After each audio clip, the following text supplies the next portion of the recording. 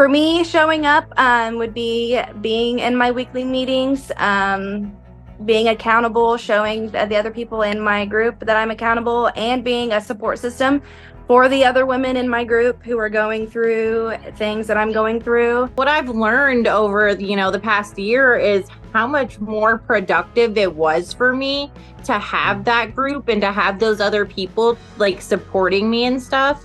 So, as much as I didn't like it at first, I really grew to love how you guys did it. I think it's brilliant how in established groups, everybody kind of helps each other. People lose hope by thinking that they're the only person in this situation, and that is not true.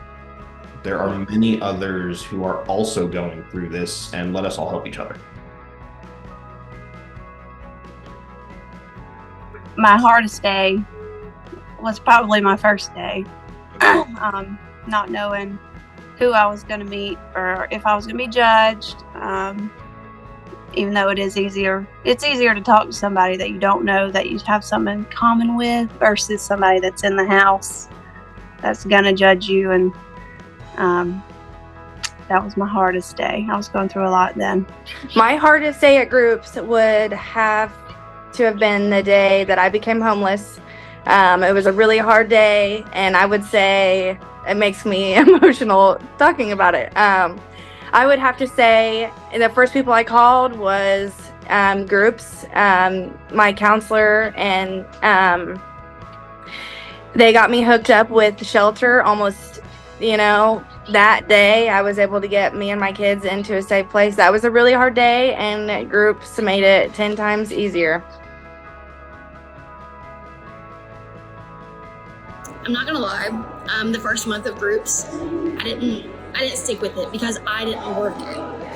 I changed my mindset. I literally went to Walmart and got a 50-cent notebook and got some pens. And next group, I sat down and I took notes. And I realized that what they're saying is relatable.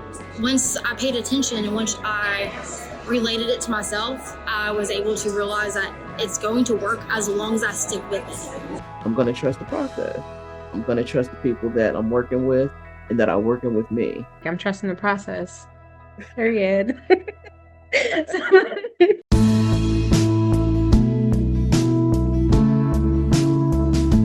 had the privilege of knowing some of our members for longer, to watch somebody come from starting in early recovery and so guarded and just barely able to even show up at group, to becoming a leader within their group and becoming somebody who offers empathy and offers support and is the first one to, share their cell phone number in the chat and say to a newer member who's struggling, reach out if you need me, text me with anything. Even just doing the Zoom meetings has really opened me up a lot to where I can actually go into in-person meetings and talk around people and feel comfortable about what's going on with me, because if we don't talk about it, we just hold that stuff in and bottle it up, and then that's when our disease kicks off. I am proud of the work I've done on myself.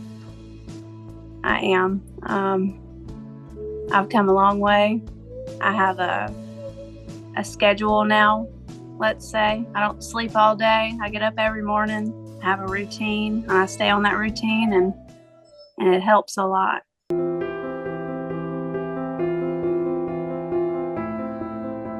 Being and staying sober, that is a huge thing for me. 9 months is a long time.